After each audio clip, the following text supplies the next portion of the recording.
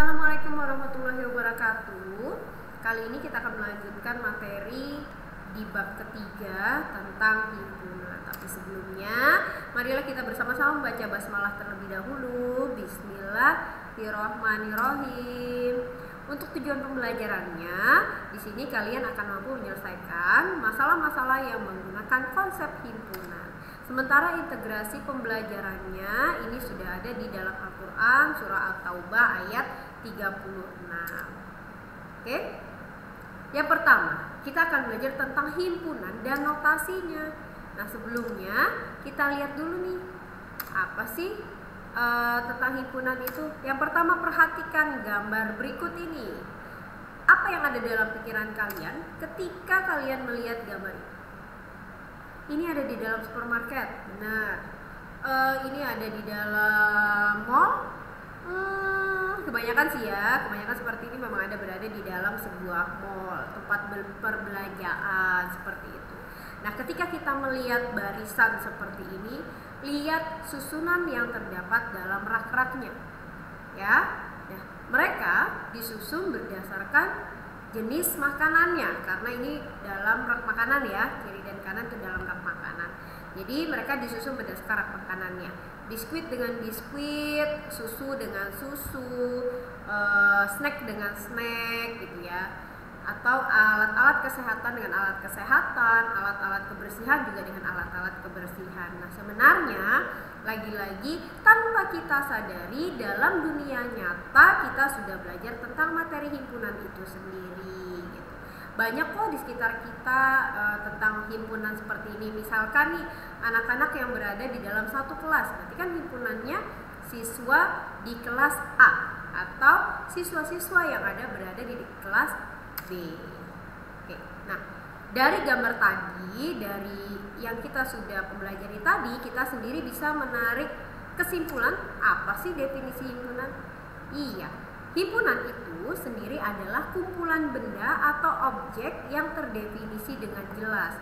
Maksudnya jelas tadi seperti tadi ya, siswa dengan siswa, atau snack dengan snack, alat-alat kebersihan juga dengan alat-alat kebersihan. Nah, itu jelas definisinya.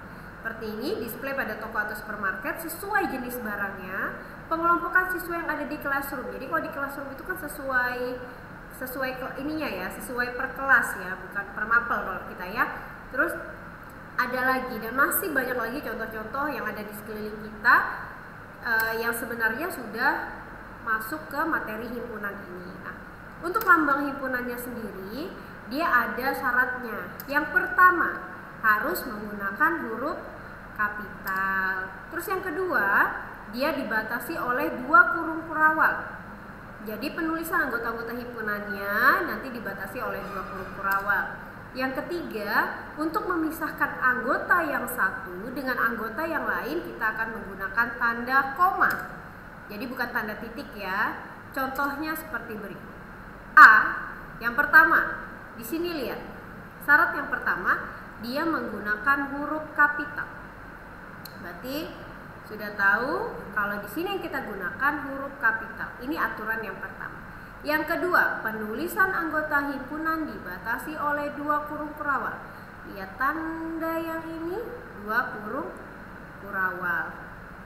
Cek.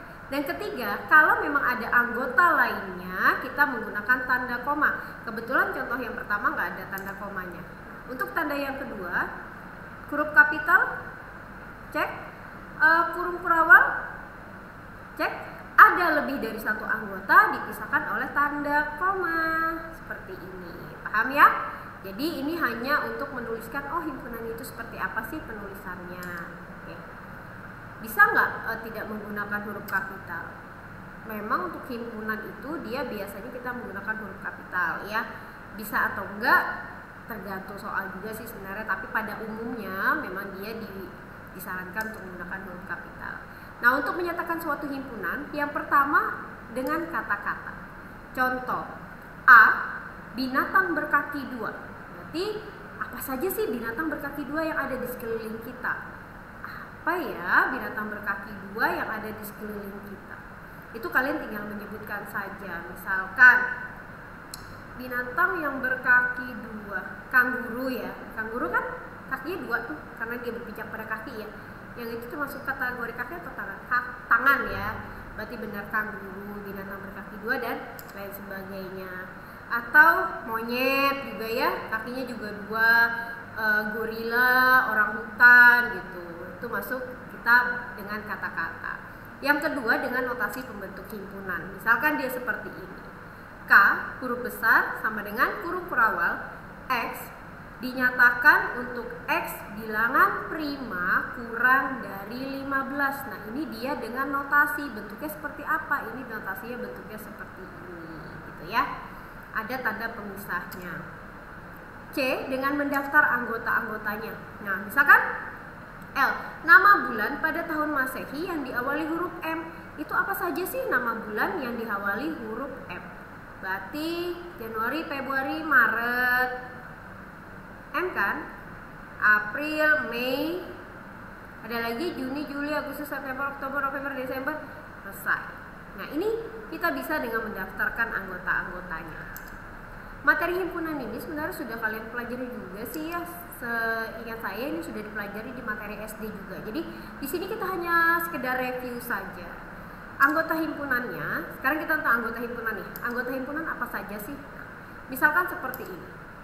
Anggota himpunan, contohnya di sini misalkan tentang barang-barang elektronik. Saya bicara tentang barang elektronik. Nah, anggota himpunannya apa saja sih?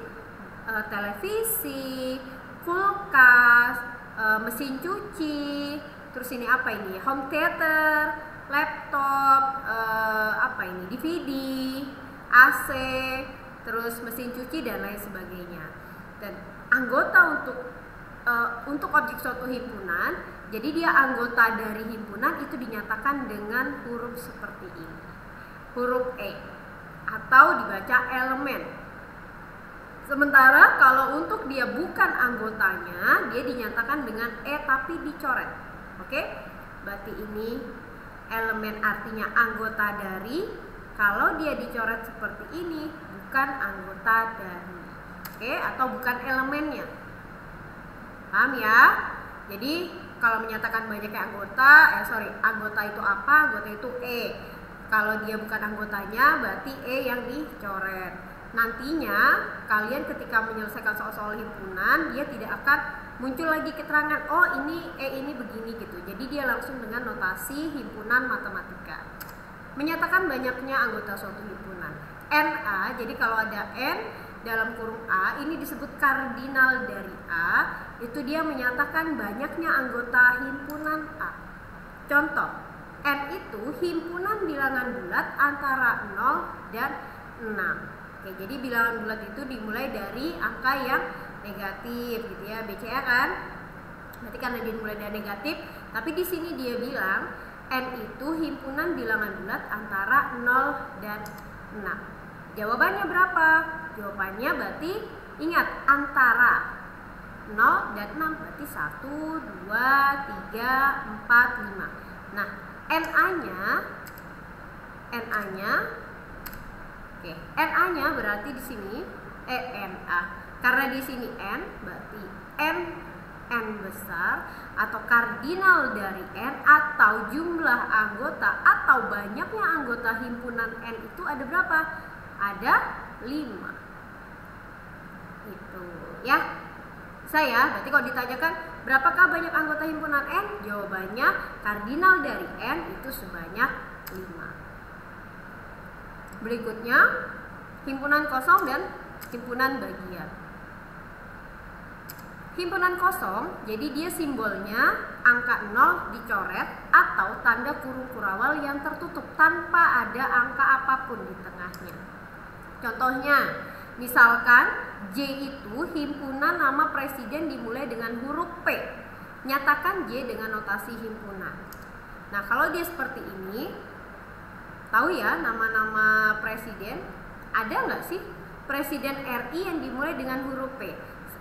Coba deh kita bikin ininya dulu ya, nama-namanya dulu. Yang pertama Soekarno, terus Soeharto, terus Soekarno, Soeharto yang sempat jadi itu ya, terus dari Pak Harto itu ganti B.J. Habibie, terus Gus Dur, terus Megawati, ada lagi SBY,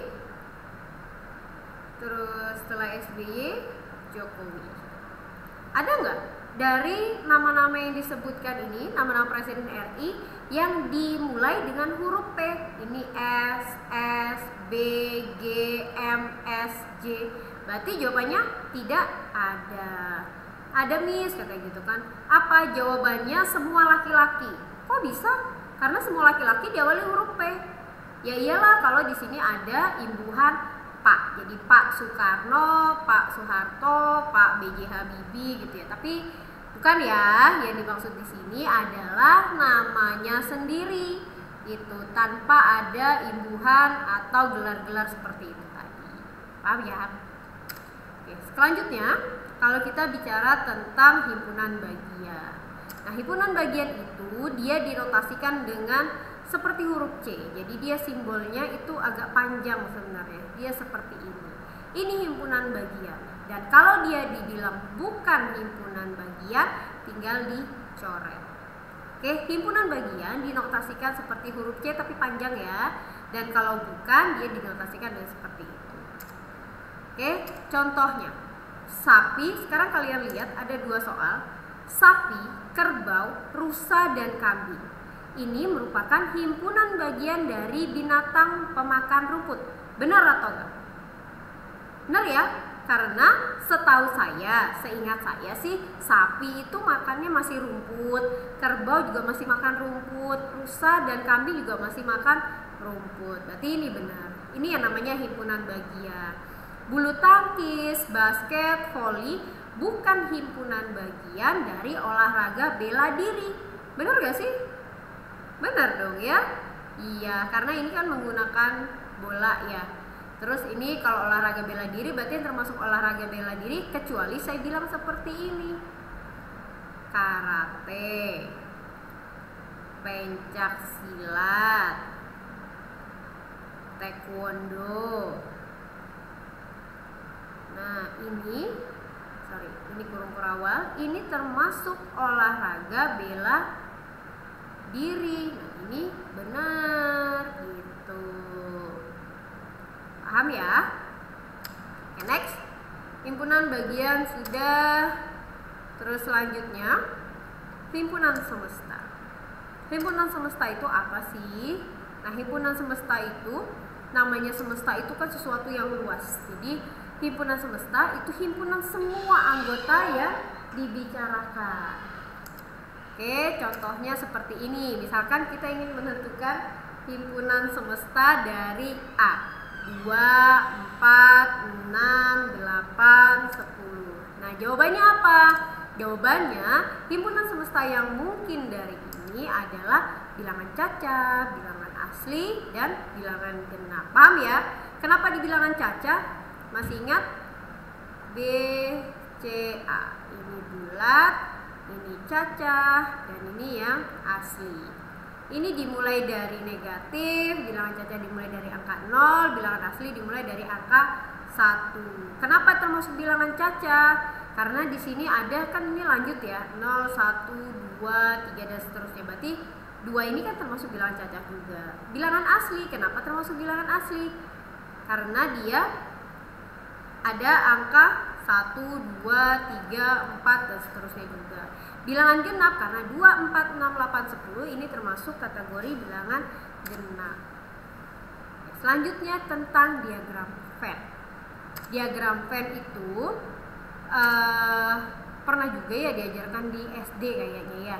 Nah, untuk menyatakan himpunan dalam diagram Venn, kita menunjukkan, dia ditunjukkan dengan sebuah noktah. Noktah itu artinya titik. Dan nama anggota akan ditulis berdekatan dengan noktahnya. Jadi titik dan nama anggotanya tidak boleh terpisah terlalu jauh. Seperti ini ya, misalkan titik 1, titik 3, titik 4, 2, 5, 7, 6, 8, dan 9. Oke? himpunan saling lepas. Sekarang ada tiga gambar nih. Yang pertama, misalkan ini gambar 1, ini 2, ini 3. Nah, himpunan saling lepas, berpotongan, dan himpunan bagian. Di antara tiga gambar ini kita lihat dulu yang pertama. Saling lepas berarti dia tidak ada keterkaitan sama sekali. Di antara tiga gambar yang termasuk saling lepas itu adalah nomor 1. Benar, ini saling lepas. Kenapa saling lepas? Tidak ada keterkaitan kiri kanan atas bawah gitu ya. Nah, berpotongan itu maksudnya seperti yang nomor 2. Jadi saling berpotongan. Potongannya di mana? Potongannya di 2, 4, 6 ini. Ini namanya saling berpotongan. Sementara yang ketiga ini berpotongan. Sementara yang ketiga dia merupakan himpunan bagian. Seperti tadi, himpunan bagian itu apa? Contohnya tadi kasti, bola basket. Bukan itu tadi ya. Oh, yang sapi gitu ya. Sapi, kambing itu termasuk hewan pemakan rumput. Nah, ini yang kita sebut himpunan bagian. Oke, mudah ya, mudah sekali menurut saya. Operasi pada himpunan. Yang pertama, nah ini nih sudah mulai ke arah yang tahap yang lebih serius lagi. Irisan dua himpunan. Irisan dua himpunan disimbolkan dengan yang seperti ini. Perhatikan. Jadi irisan itu dia simbolnya huruf N tapi tidak ada lekukannya gitu ya. Mulus banget. Atau huruf C tapi ke arah bawah. Itu namanya irisan. Simbol matematikanya, notasinya seperti apa? Seperti ini. A irisan B. Jadi kalau dia bertemu di tengah, ini namanya dia dikatakan beririsan. Oke, contoh. Diketahui A 1, 3, 5, 7, 9, dan 11. Dan B itu 3, 5, 7. C itu 7, 9, 11. Dan D 9 dan 11. Sekarang A irisan B. A irisan B. Cara mengetahui irisannya seperti apa? Hanya angka-angka yang sama. Berarti A irisan B. Lihat angka-angka di A 1, 3, 5, 7, 9, 11. Di B itu 3, 5, 7. Yang sama angkanya yang mana?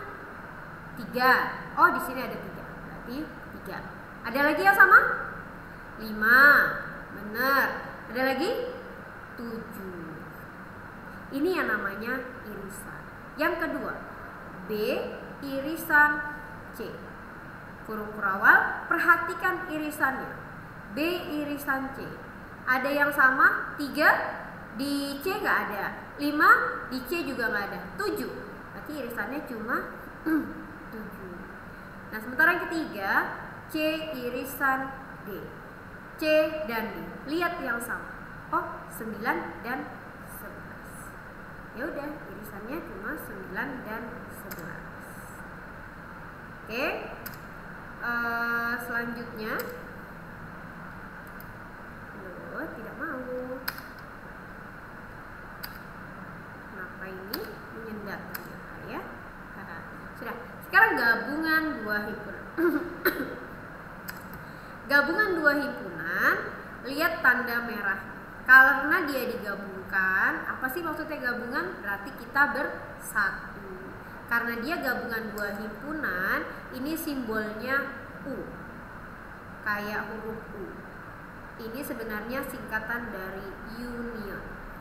Oke? U, union. Ini artinya A irisan B, A gabungan B dengan X elemen dari A. X ini artinya semua anggota A atau B semua anggota di B. Nah, ini contohnya. A-nya 4, 5, 6. B-nya 5, 6, 7. Ini terlepas dari diagramnya loh ya. Ini soal sendiri. Oke. Ini soal sendiri. Diketahui A-nya 4, 5, 6, B-nya 5, 6, 7, C-nya 8, D-nya 5,6. Tentukan A irisan B. A gabungan B. A gabungan B 4, 5, 6 dan B 5, 6, 7. Kalau ada angka yang sama, kita hanya menuliskan satu kali saja. Berarti 4, 5, 6 dan 7. Yang kedua, A gabungan C atau A union C.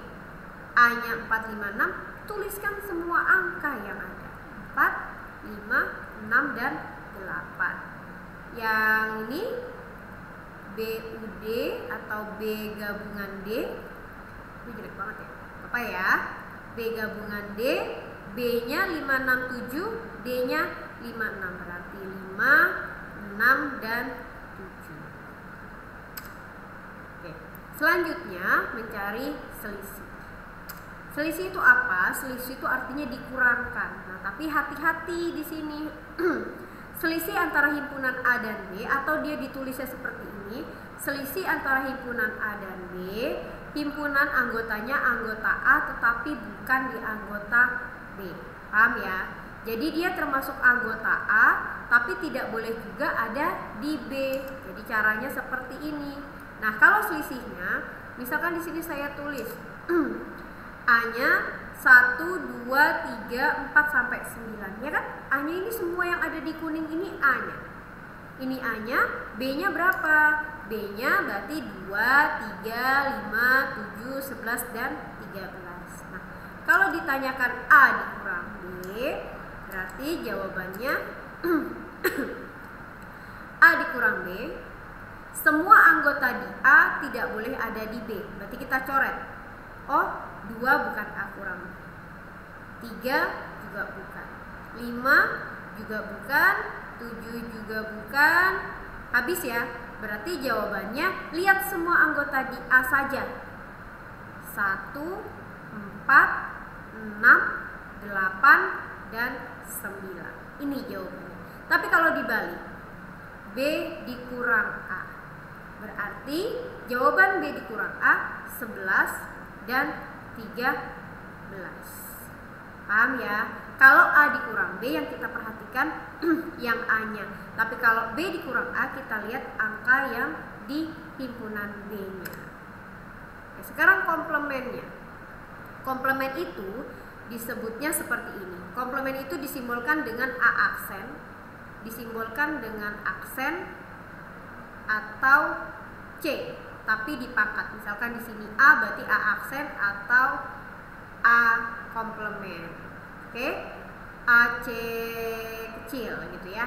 Nah, terus anggota himpunan S yang bukan anggota A disebut komplemen A, ditulisnya A aksen. Contoh, S itu merah, P itu M A H.